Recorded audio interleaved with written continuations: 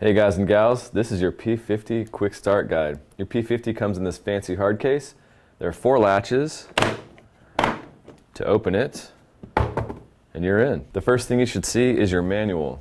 Please read your manual, get to know it, learn it, love it. Next, you've got your P50. You got 2 50-round magazines. One is actually in the gun, a sling with 2 QD attachment points, a trigger lock, and I personally always keep 2 pieces of tactical bubble gum in my case because I live in a bad neighborhood and I don't want to ever get into a situation with bad breath. All right, now let's take a look at some features of your P50. I don't need this anymore.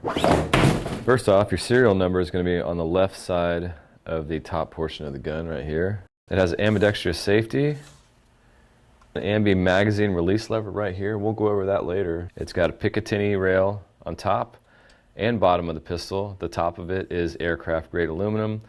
The bottom side is polymer molded into the grip of the pistol. It also features 2 quick disconnect sling cups. It has a set of adjustable iron sights. You can adjust the front for elevation and the rear notch sight for windage. Last but not least, you have a 9.5-inch threaded barrel, half 28, so you can put on a suppressor, which this gun fires great with suppressor, or some sort of muzzle device of your choosing. All right, let's talk about the magazine release lever. It's right here at the back of the gun, just above the grip.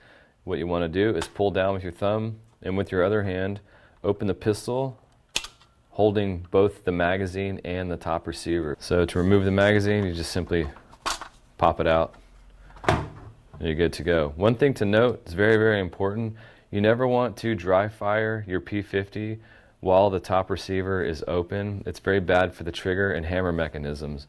Another thing to point out, it's a safety note, always check your chamber before you open your P50 pistol. It doesn't have a last round hold open, so you want to make sure that your chamber is clear before you open the gun up and have the muzzle pointed down at your feet.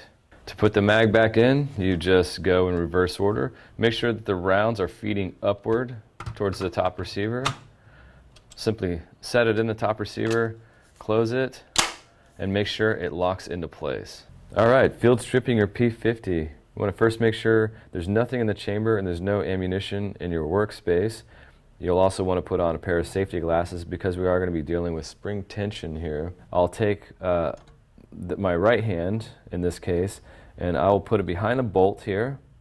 And with my left hand, I will pull down on the receiver block and pull up on the whole assembly with my right hand, and then just release it and pull it out, and there you have your whole bolt and carrier assembly.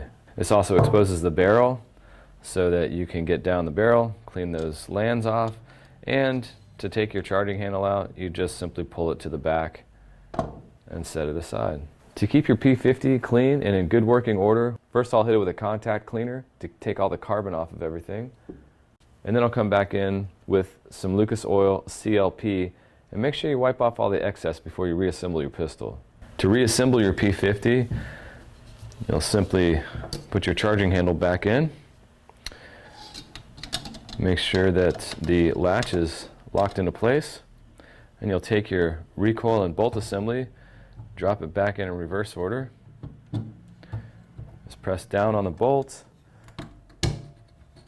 pull back on the springs while pushing down on the bolt, and lock it into place. Go ahead and close it up, function check, and you're good to go.